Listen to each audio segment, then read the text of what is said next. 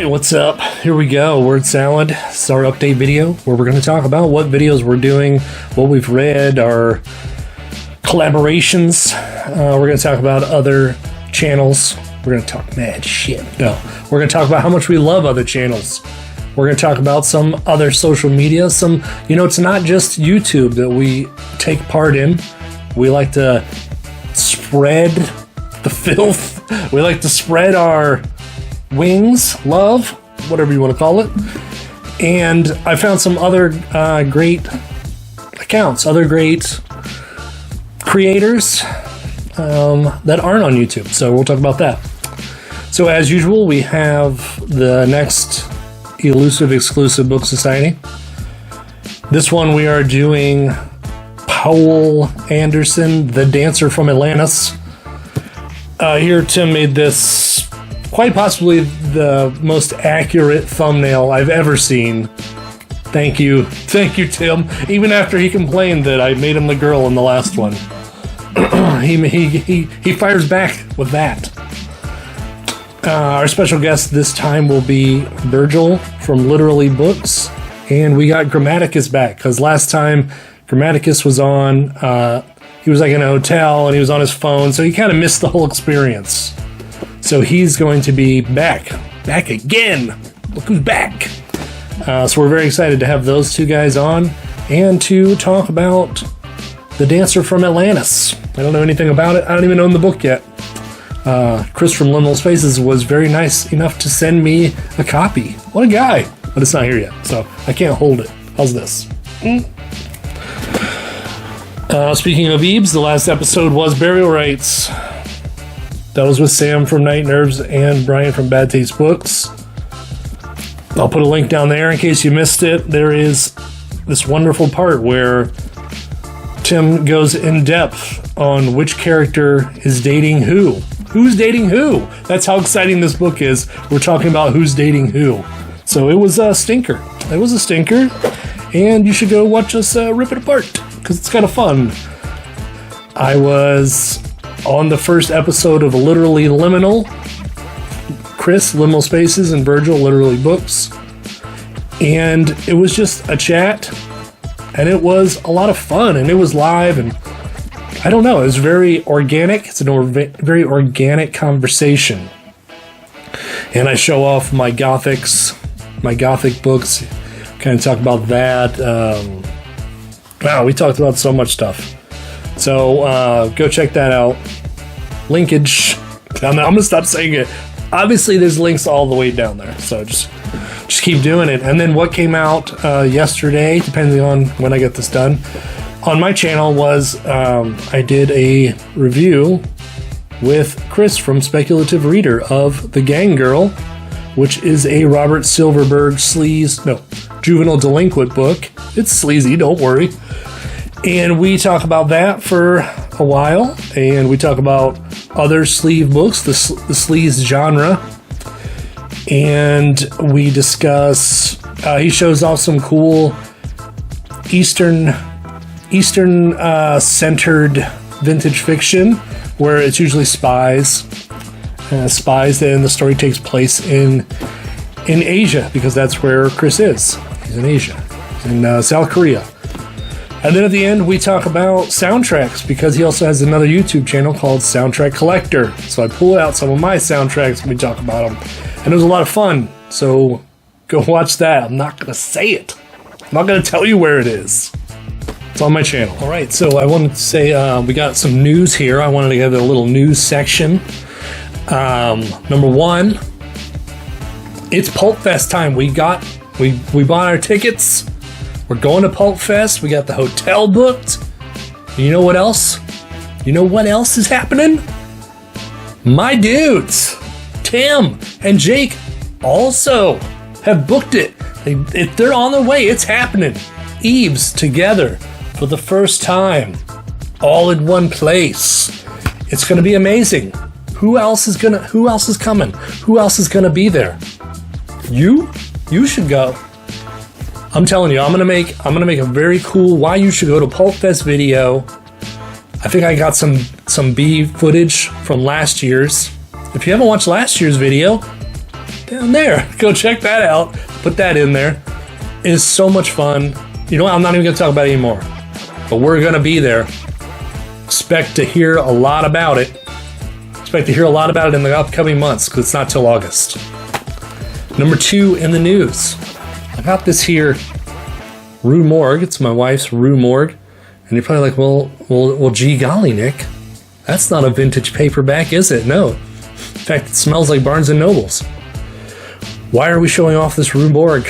Well, let's take a little gander. Let's take a little peekaboo. Little peekaboo in here. Oh, hold on. This is the fucking Last Shark. Look, Last Shark is in here. If you guys ever seen Last Shark, it's like an Italian Jaws ripoff. It is fucking hilarious. This shark is like styrofoam and just bobs up and down in the water while this guy's like, he falls off the raft.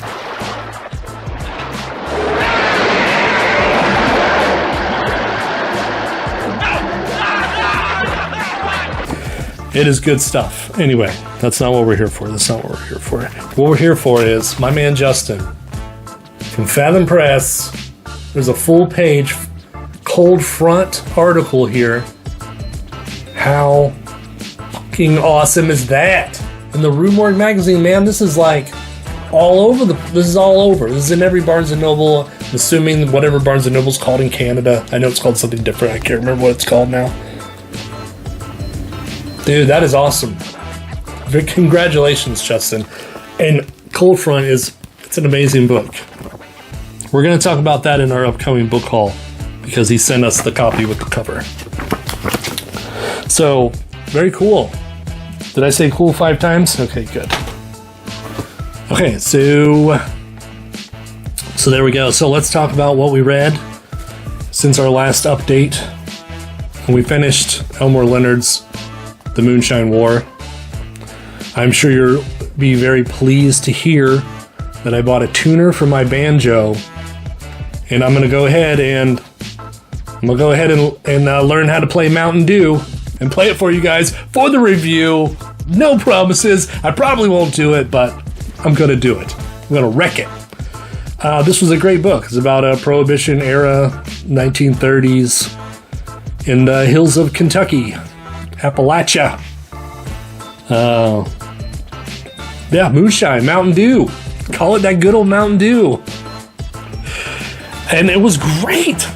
Who knew Elmore Leonard was so good? Everyone knows. Everybody knows that Elmore Leonard's good. But it was my first Elmore Leonard, and I was very excited. Another book that I've been talking about forever, I finished Pachuco. And as much as I thought this was just a straight street crime exploitation, this was a freaking boxing book. There was so much boxing in this. It was awesome. Oh man, you know what? It wasn't even just the boxing, the streetness, the street crime, and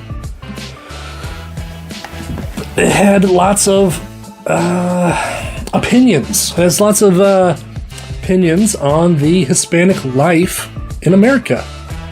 And it was actually quite beautiful. I'm not going to say literary, because that sucks. Because literary sucks. But I got some things to say about Pachuco. And it's beautiful. It's art is what it is, people. And lastly, I got this here. Review copy of Bad Ronald by Jack Vance. This was sent to me by Fathom Press. My dude Justin over at Fathom Press. And I tore it up as soon as I got it. I read it in like 3 days. And Bad Ronald is a story about a serial killer / rapist who goes into hiding in his own house in a false wall and then lives there until his mom dies, and then his mom dies, and the house gets sold, and a new family moves in. And this guy is living in the walls. Oh. But you know what? Fuck, that was good. It was good. Spoiler alert, it's coming. I'm going to do a great review. I got a cool idea for that one. It's going to be special. All right, let's talk about the Tiber, the To Be Read. Here we got a Gothic, Castle Garrick. This is Nicholas Montserrat's Castle Garrick. This is not a typical Gothic, as the protagonist is a male, not a lady. So it's guys running from castles, I guess. And yeah, I'm enjoying it so far. It's French, which I love. I love the French thingies. And can I tell much about the plot? I'm only about right there. So it's about this writer who's in France. He's broke. He just finished his book, sent it off to the publisher. He's waiting for money. He's broke. He meets this rich guy, and the rich guy invites him over for a bagel. Not a bagel, for a croissant and a coffee, and basically offers him this job as kind of a secretary. But it's really just whatever he needs him for. So he introduces him to his wife, and they're like this weird couple, weird rich couple. It kind of seems secretive, something fishy is going on. They send him out to find this castle, and I don't know. That's it. That's all I know so far, but I'm enjoying it. I've been enjoying it a lot. And then here's our Raymond Chandler. Pick up on Noon Street, and then we'll talk about this later, what it has to do with one of our favorite videos that we watched. So yeah, enjoying that. This is a collection of short stories of the classic hard-boiled author Raymond Chandler. Very cool so far. I forgot to mention this in the videos, but I recently did reviews called The Quickies. And I went back, and I have an Instagram account, my old personal one, that I used to do reviews on. I did book reviews. This floor tilts, by the way, if you ever see me going this way in any video, that's why. What was I saying? So on Instagram, I used to do these reviews. I did B-movie reviews and book reviews. And I thought it'd be fun to go through and kind of read them off and say what I remember about them, just really fast, real short videos. It's a way to make content without putting a lot of work into it, because I want to put more work into specific review video, like the Pachuco and the Bad Ronald and the Moonshine War. It's all going to have something special along with the review. That's what I want to try to do from now on. It's going to be the review, but something special too. So then there's going to be some books that just get the shorter reviews. I think that's what I'm going to do. I'm constantly changing. I think what did Richard say in his 2-year thing? You're constantly learning. It's constantly like getting better, tweaking things. So yeah, that's the plan for that. Okay, so up next is our social media shenanigans, and I usually shout out an Instagram account. We have an Instagram page and a Twitter and a Blue Sky, and we also have a blog where we have the written reviews. Yeah, but I didn't get any of that this time. I want to focus on, I guess it's Instagram related. So I was on Instagram. What an idiot. Just shut. Who let you talk? So on Instagram, I follow this page called Lighting the Pipes, which is a podcast. I listen to it on Spotify, and they posted a May Gray book. They have a May Gray episode, May Gray and the Headless Corpse. So I was like, oh, I'm going to go check this out. I'd never listened to him before. And it's like a 2-hour long discussion about this book. And the difference, I think, between podcasts and YouTube is, I think podcasts are more in depth. They have, even though we have the same amount of room, they seem to spend more time with it, you know? Whereas, you know, I think we kind of like to go a little bit faster here over on YouTube. And they dropped the best author bio I have ever heard on George Simenon. And I know because I had a George Simenon review here that I've been working on. So I had a short bio written, so I've like looked into it. So I knew what they were talking about. But the way they delivered this thing was like, it was like watching a documentary. I'm obviously not watching. It was like listening to a documentary. And I was just really impressed. Like, wow, man, I wish I could put it together like that. So then they review the book. I think that they were not as impressed with it as I was hoping they were going to be, because I love Meg Ray around here. But they had wonderful insights, and wow, they go into like these character breakdowns. They split the review into parts, so it's like I forget the number, like 1 to 5 on character, 1 to 5 on setting, 1 to 5 on mystery, because it's all mystery. Lighting the pipes, Sherlock Holmes, and Meg Ray, he smokes a pipe. So that's how they do the review. So it's kind of cool. It's like a tiered review, sectioned. And yeah, I don't know how to put the link, because I listen to it on Spotify, so I'll put a Spotify link, but you just have to find it if you listen to podcasts other places. And I also wanted to mention that they do an episode on Ellis Peters' Morbid Taste for Bones, which we did an EEBS episode on. So I went back and I was like, oh man, I gotta hear this, right? And when it gets to the bio, they did a pretty, kind of not as in-depth bio on Ellis Peters, but they did this in-depth background on the character. Oh, what was his name? Oh my God, come on. Cadfael. Brother Cadfael. So they do this in-depth background, this historical background, right, of who he would have been. He would have served in the Crusades. Apparently, as the series goes, it tells you more about him. So I think they kind of researched that, and then they give you a history lesson on the Crusades and tie it to this main character and what he does in the book. I was like, oh my God, I have no business talking about books when I listen to that. It was incredible. It like totally changed the perspective of what I thought about it. So if you happen to watch that, if you happen to have read this, man, I'm going to put that down there too. There's going to be 2 links for these guys, the Meg Ray one and the Morbid Taste for Bones.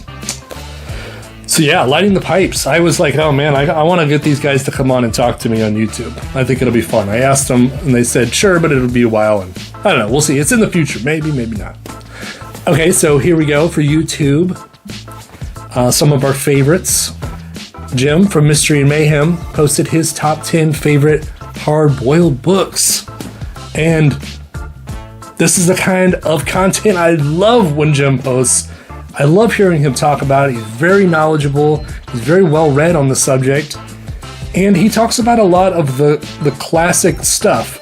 I gotta admit that I don't go right to the big names, because I have like this snooty DIY punk mind that's like, if you know the name, then it's not the real thing. You gotta find the Joe Nobody who wrote one book and then was a janitor. So yeah, go check out Jim's video. It was like at 2,000 views or something. So that was weeks ago. So it's killer. People have already watched it, I'm sure. But I wanted to shout it out, Jim. Great job. Okay. And here's another channel that I've known for a while, that I've known through Instagram. And I've watched it here and there, and I've really started watching more of his videos, and I just love the way that he talks about the books, the reviews of the books, and that is the Sci-Fi Shed. His name is Peter, right? Yep, Peter, the Sci-Fi Shed, and he has these very insightful reviews of these old sci-fi books. And my favorite part is he has this board at the end. And it's a real board. This isn't like a digital thing that he pops up on the screen and like moves around. He legit has a dry erase board with magnets. Then he writes the book names down that he reads, and then he puts them in order. He calls it the ladder. So when he like reads a book, I think he said he just reads the Hugo and Nebula award-winning books. So I think he's just kind of organizing these. So when he reads them, he goes up there and he rearranges it. And it is awesome. I love it. What a great idea. His reviews are broken down into sections. It's very clear, very concise, and he's always thoughtful, and he's very excited. He's excited to be here talking about these books. And that's what I love. I don't want anyone to, and then, what was that? Yeah, and then it goes through, like, you don't want that. You want something like, you got to check this out. This is very exciting. Listen to this part of this book. Oh, man, this is great. So, go check him out. When I watch his videos, I don't see any of our homies down there in the comments. I don't get it. He's all vintage sci-fi. I guess you should be all over it. So, shout out to the Sci-Fi Shed. Link down below. So the last YouTube channel we're going to mention is our good buddy from EEBS. He's an EEBS supporter. He's always there commenting, heckling us, throwing his one-liners in. And that is The Outlaw. That is The Outlaw, Levi Wallace. He made an account. He films it on a VHS camera from 1986. And he sits in a treehouse holding a microphone that I hope that he had left over from some band he was in. And he sits in this treehouse and he tells you about these books. And then he also, I think he weighs them or he measures them. I don't quite get that part. You'll have to go check it out, see what the hell he's talking about. But it's good, and he's new, so if you're not following, go follow him. He also wrote a book. Let's put it right there. The Outlaw Levi Wallace is a funny guy. You ever see a smart-ass comment down in the comments, it's him. But we love it. It's great. He fits right in. And, I think I'm going to just close it out there. Am I rolling down the hill again? So thanks for watching. We got, I don't know what's going to come out next. Well, probably, actually, it's the book haul. I got a bunch of cool books in, I think I'm going to do a video where I flip through those pulps that I got. I don't know. We'll talk about it later. We'll talk about it later. So, I'm out.